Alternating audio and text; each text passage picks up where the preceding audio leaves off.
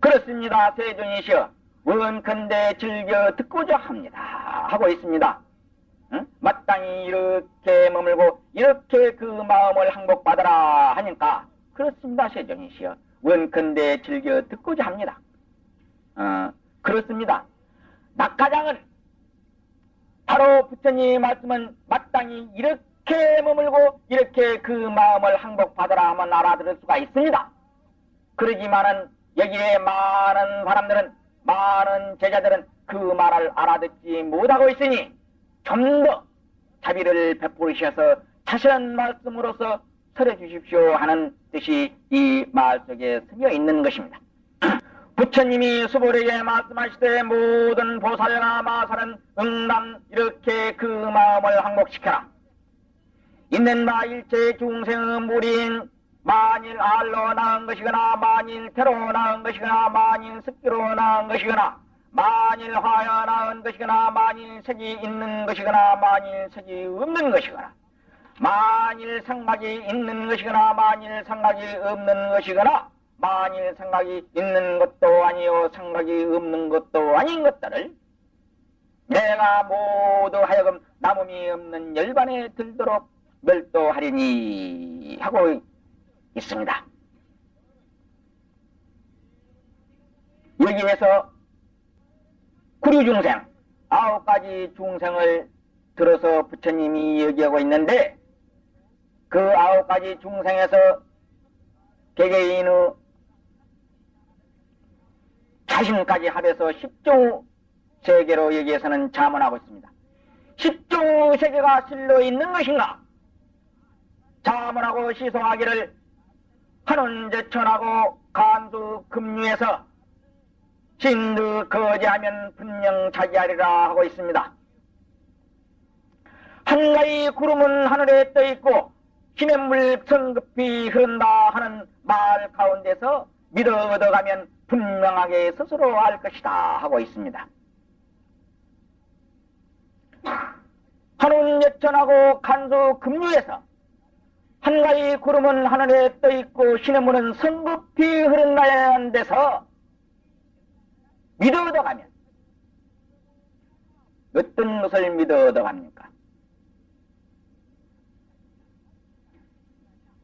여러분들이 나음지 목요 모임에서 이런 대문을 논의했을 것입니다. 여러분들은 어떤 말로 이 자리를 논의했습니까? 여기도 동을 가르쳐 설을 그린 도리야. 여기에서 바로 동을 갖춰 설을 그리는 도리를 바로 사무쳐 믿어 얻어가면 분명히 스스로 알 것이다. 그런 말이야. 여기에 내가 모두 하여금 남음이 없는 열반에 들도록 멸도하리니 하는 그 본문의 이면에는 어떤 뜻이 흐르고 있느냐? 중생이니 부처니 하는 소견 없음을 이름해서 중생제도 함이라 한다는 뜻이 이면에 흐리고 있는 것입니다.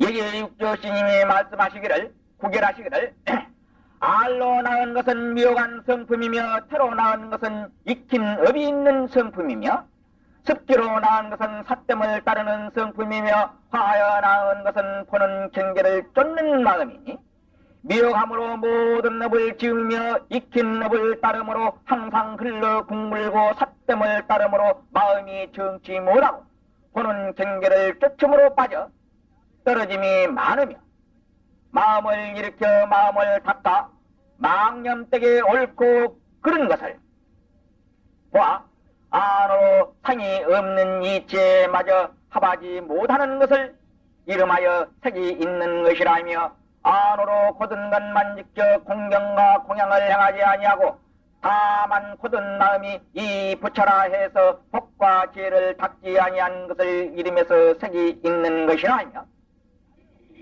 중도를 알지 못하고 눈으로 보는 것과 귀로 듣는 것에 마음으로 생각하고 생각해서 법상에 착해서 입으로는 부처님 행실을 말하나 마음으로는 부처님 같은 행을 하지 아니함을 이름에서 생각 있는 것이라며 미혹한 마음이 앉아 참선하되 한간 망념된 마음만 제거하고 자비심과 기사심과 지혜로운 방편을 배우지 않고 나무 토막과 돌덩이처럼 아무 작용이 없는 것을 이름에서 생각 없음이라 하며 생각 있는 것, 생각 없는 것 두 가지 법의 생각에 집착하지는 않으나 이치를 구하는 마음이 있는 거로 이름이 생각 있는 것도 아니며 생각 없는 것도 아니라 한다 하시고 번에 만 가지로 다르나 다 이 뺏긴 마음이며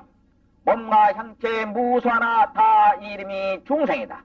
열애께서 대비로 넓이 거하여 모든 남음이 없는 열반에 얻어 들게끔 멸도하신다는 것은 열애께서 삼교아홉 종류 중생이 각각 열반 묘심이 있음을 가르쳐 보이어 스스로 남음이 없는 열반에 들게 하십니다 하시고 남음이 없다는 것은 익힌 업과 번뇌가 없음이며 열반이라는 것은 둥글고 가득하고 청정하다는 뜻이니 일처 익힌 업을 소진시켜 다하여 영원히 나지 아니하여 바야흐로 이 열반에 마저 합한다는 것이다. 걷는다는 것은 낳고 죽는 큰 바다를 걷는다는 것이니 부처님의 마음이 평등해서 두루하시고 크신 원력으로 일체의 중생과 더불어 같이 둥글고 가득하고 청량한 나음이 없는 열반에 들어 함께 낳고 죽는 큰 바다를 건너서 모든 부처님의 깨달음과 꼭 같이 깨달음을 이루게 하십니다. 사람이 있어 비록 깨닫고 비록 닦으나 마음에 얻은 것이 있다고 생각하는 이는 문동나라는 성이 생겼으니 이것이 법화상이라. 법화를 제거하여 없애요 다 하여야 바야흐로 멸도라 이름할 수 있는 것이다 하고 있습니다. 이와 같이 한량 없고 수 없고 끝없는 중생을 멸도시키나 진료 중생이 멸도된 자 없느니라 하고 있습니다. 여기에서 자문하기를 이 무슨 의지인고 하고 시성하기를 척파생계면나 무유깃털각이다. 삼신 본구족하고 사지체 원몽이로다. 좌파하여 낳은 닭 울었으나 그 벗은 껍질은 없다. 법신보신 화신이 본래 구족하고 사지가 몸 가운데 두렷이 박다 하고 있습니다. 여러분들이 심해 무문인경지에 들어서 이 들기 전 시각을 되돌아보십시오. 바꾼 것 이씨 바꿔졌습니까? 버린 것 이씨 버렸느냐? 한 말입니다. 여러분, 얻은 것 이씨 얻었습니까? 만약에 바꿔진 것이 있고 얻은 것이 있다면